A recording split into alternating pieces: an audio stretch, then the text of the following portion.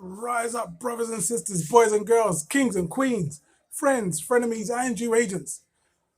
My name is Brother Mali. This is the SENEGAMBIA One channel, and I'd like to welcome you because I'm so excited and happy. Our brothers over in Ghana, they enjoyed a conference. It was as big as a conference, celebrating people who have been given their citizenship.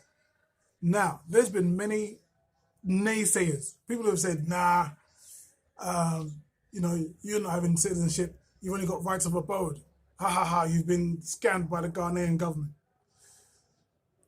Well, now those brothers and sisters have full citizenship. And the scenes were glorious. You know, people are looking, the thing is, right, there are differences between different sets of people depending on where you're from. So you can see in the back there's lots of people there who are excited, they're happy, they're dancing, they're waving their flags. These people are clearly Americans. They're doing the electric slide, they're doing the wobble, they're chilling, they're happy. They're very happy, very pleased. And then you've got these ones at the front. These are clearly from Guyana. They're Guyanese, they're what we call the speaky, spokey Guyanese. Ones who think they're so sweet, so good, that they don't do such things as public displays of happiness. They're gonna keep it inside, they're gonna keep it shoved down. They can't, they can clap their hands, they're clapping their hands. Ooh. And this one's getting the spirit. She's standing up. Oh, there's one. Okay, one of the speaky spokies is actually broken out from her Guyanese broomstick. That's nice. That is very, very nice. I'm so pleased, so pleased for the brothers and sisters over there in Ghana. That is wonderful, absolutely wonderful. Look at it. There's a picture of the president. And I'm sure that this celebration isn't going to end here in the auditorium. They're going to go home to their respective homes and they're going to continue the celebration, continue the parties. They're going to continue doing the wobble to Ghanaian music. Because this is a once in a generation, not even once in a lifetime, once in a generation moment where people have returned their bloodlines back to Africa, where people who have not even thought of themselves as being from here have been able to say, well, I've chosen to, rather than prop up someone else's table, to build mine. Look at this brother, he's looking like a chief already. Rather than propping up someone else's table, what I'm gonna do is start in Africa and build a table for me and my family there. And so you've got to respect that level of determination, that being a yes in a world full of no's, where the whole world is telling you, don't go to Africa, Africa's dangerous, don't go to Africa, Africa's bad. And they've proven it incorrect. The people who said, no, you haven't got citizenship, instead you've got right to abode. They've got a citizenship now. Just a quick interruption to your viewing. Listen, I am now selling an ebook. I have an ebook which goes into moving from where you are over to Africa. So from the West over to Africa, the rules are different over here. There's a lot of things to learn, a lot of things that can go wrong.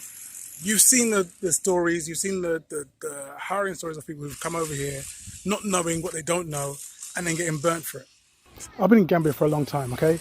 I've been learning how the system works. I've been learning who I need to talk to and how I need to behave, how we kind of interact with people. So, trust and believe, I know what I'm talking about. What I'm trying to offer you is an opportunity to know what I know. And while I got your attention, I know you can see this sign over here. Look, do a brother a favor and subscribe. Shut up, donkey. To the channel. Subscribe.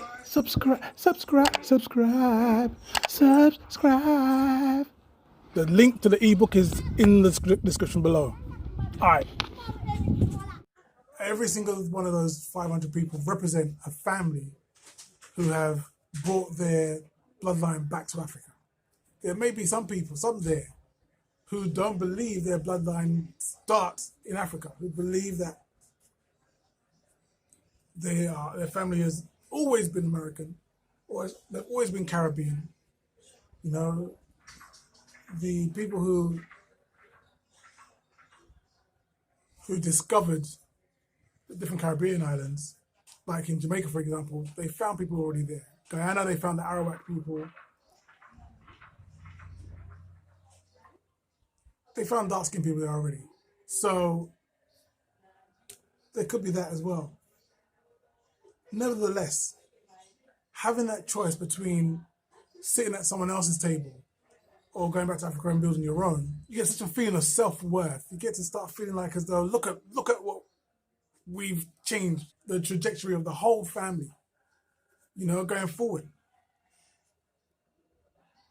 It's such a huge deal.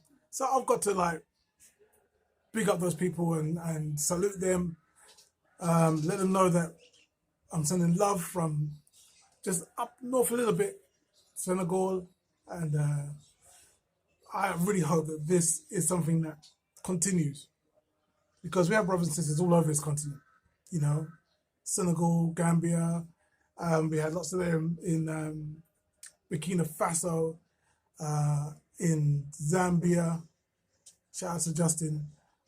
There were loads of people over there in South Africa, in Botswana, in Kenya, in Uganda, just Nigeria. Look, I'm gonna end up like saying all the names of all the countries, aren't I? We don't have time for that. Big up to everybody.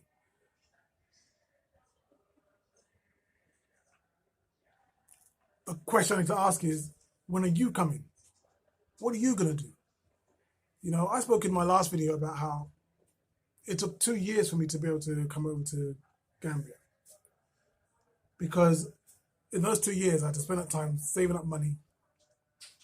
I had to get a second job, so I knew that I actually had like a nice chunk of change to put towards the savings, and then I had to start selling the stuff in the house, the stuff that I wasn't using, you know, clothes, gadgets, pots and pans, you name it.